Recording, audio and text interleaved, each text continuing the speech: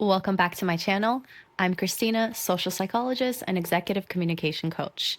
Today, I'm going to talk about how I went from being a ghost on social media, not posting anywhere, not being visible, to now running an entire business online across multiple social media platforms. Now, if you're a business owner, if you're a founder, if you are someone who's thinking about starting a business online, this video is for you because I'm going to give you the 3 tips that I used on myself to develop the confidence to show up on video authentically. Let's get right into it. Anyone who's thinking about starting on social media, anyone who is currently not present on social media or not showing up as a business owner, a founder, a coach, whatever it is that your goal is, you know that it's hard. It is hard. It's uncomfortable. You second guess yourself. You doubt your ability to do it. When you put your phone to record, you feel awkward. You get nervous. You might turn red, sweaty. It's a whole thing. And if you're experiencing that, just know you're not alone. I've been there. My friends have been there. My clients have been there. Everyone goes through the process. Think of it as just a normal part of the process, just getting your feet wet, just the initiation into running an online business. And so that brings me to my first point. Give yourself permission to suck. That's right. Your first few videos, don't expect to post them. Don't expect them to go viral. Don't even expect to get any business or clients from them. As a matter of fact, your first few videos will be just for you. They won't be posted anywhere online. Why? Because you will need the practice. Just like if you buy a brand new pair of shoes, you have to break them in. You have to break yourself into the process of content creation. Because even if you are the most articulate person, even if you are the most confident and magnetic person in real life, being on video is a whole other skill set. And so give yourself the permission to suck. Give yourself the permission to mess up. Give yourself the full freedom to show up, to sit down, to take 72 takes of the exact same thing if you need to, so that you can start to feel what it's like, so that you can get into a flow and figure out what works for you. How to set up your camera angle, how to hit record, how to start talking. What is your intro like? What is your outro like? How long can you speak without losing your train of thought? Do you need bullet points? Do you not need bullet points? Are you someone who's going to invest in a teleprompter, at least at the beginning? There's so many things to consider, and there is no real way for you to know what will work best for you until you actually sit down and do it terribly. And then you'll get better. Even if you think that you can be strategic, even if you'd like to plan every single part of the process, even if you binge consume every single video out there around how to start recording content, until you sit down and do it yourself, you won't actually know what works for you, what doesn't, what your preference is, what isn't. Okay? So give yourself the full permission to suck in the beginning, and no one has to know. You can record 5 videos, 10 videos, 20 videos, 30 videos just for yourself to get the practice in without the world ever seeing them. And that will give you the reps and the momentum and the practice to figure out your style, to figure out your flow, to figure out your process of working. And then you can begin to record videos for your business. Everybody sucks in the beginning. Just own it. Take that pressure off, okay? Which brings me to my second point. Be consistent, okay? It's, like I said, recording content is a muscle. It's a process. It's something that you have to teach yourself. It's just a brand new skill you haven't learned yet. And so, just like any other skill, like if you were going to the gym or training for a marathon or starting a new diet, doing it once would not be enough. If you wanted to train for a marathon, you wouldn't run once and then go run the marathon. You wouldn't run once a month and expect to see improvements. Recording is a skill. And so if you'd like to improve, you have to do it consistently. But consistent gets to be what you decide it gets to be. Based on your style, based on your schedule, based on your life and your responsibilities, You get to pick what your consistent is.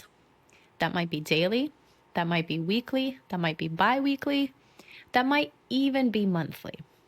Now, the only caveat to this is the more often you do it, the faster you will see progress. But if you're doing too much too soon in the beginning, you do risk a little bit of burnout. You do risk a little bit of fatigue.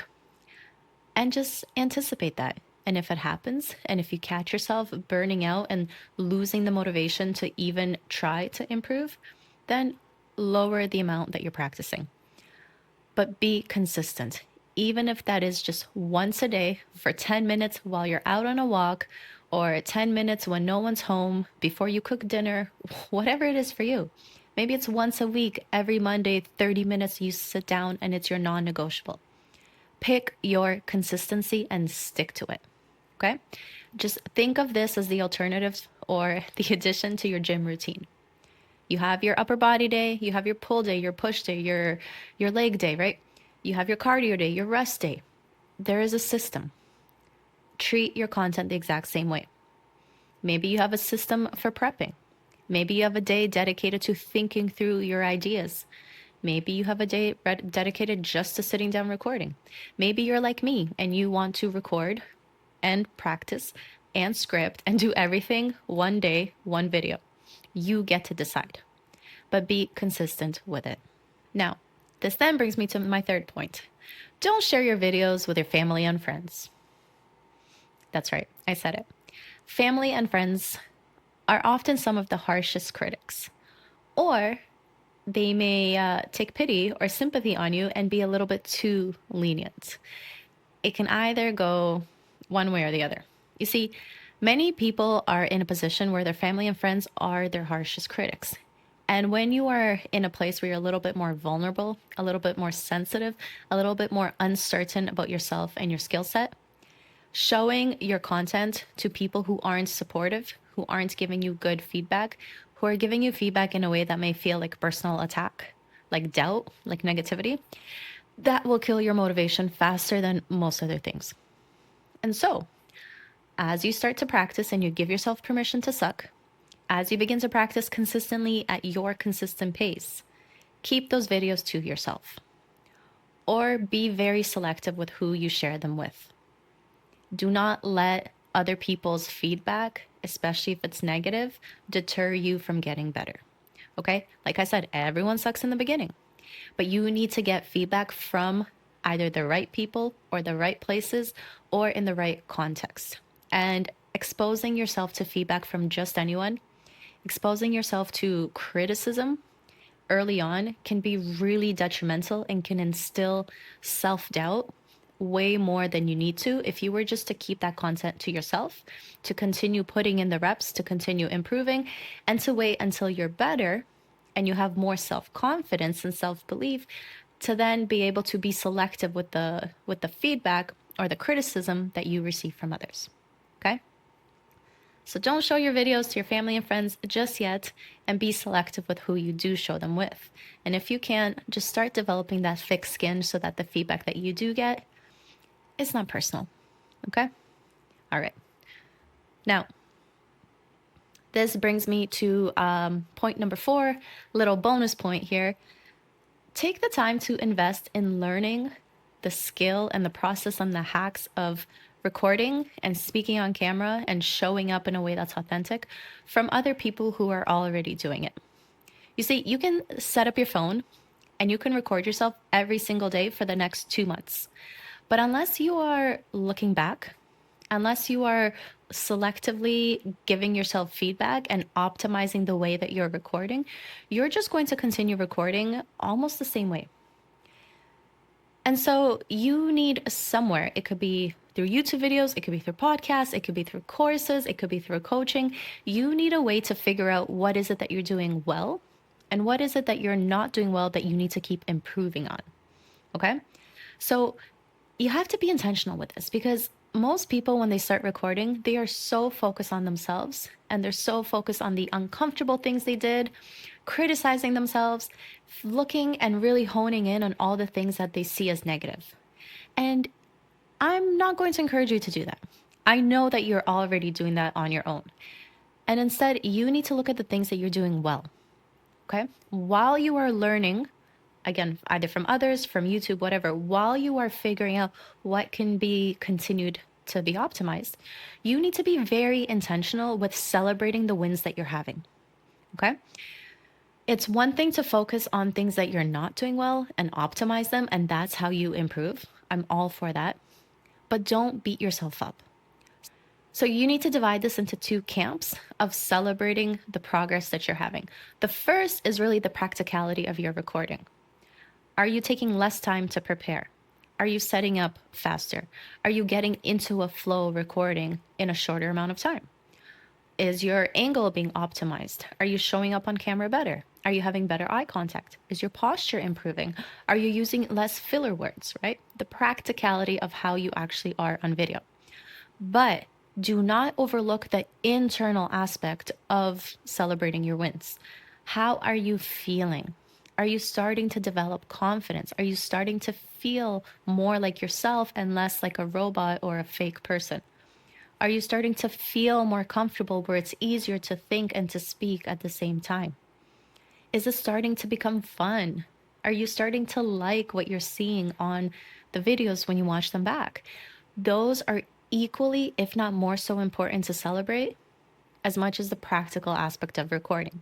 Because the inner game will really determine how fast you progress, how you show up, whether it's authentic or not, and whether you continue to feel motivated to keep going.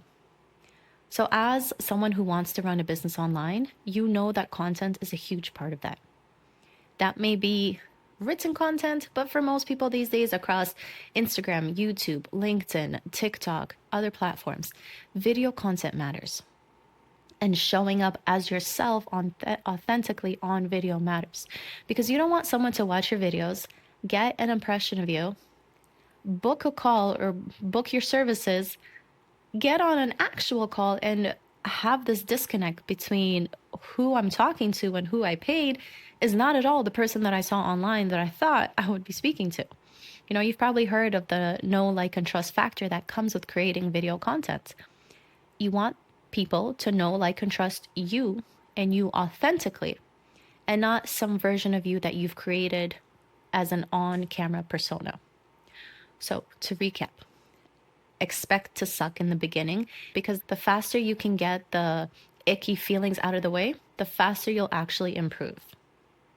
Number two, be consistent with how often you record based on a realistic schedule that works for you. Number three, don't share your video with just anyone in the beginning. Be selective with who you get feedback from. Okay? And then number four, make sure you're taking the time to learn how to optimize your content while celebrating the progress that you're seeing practically and internally. So think of it as like celebrating the mindset shifts that you're having as you're getting better. And the more that you do it, the better that you'll get. If this is something that you need some support with, send me an email, book a call, reach out, let's have a conversation. Because whether you're a ghost on social media, whether you have private accounts that you feel comfortable with, when you want to run a successful online business, being yourself on camera is just part of the process and part of the skills that you need to learn. So give yourself full permission. You totally can do it. It will take a little bit of time, a little bit of effort, but if you're consistent and you put in the right reps, you absolutely can be authentic on camera.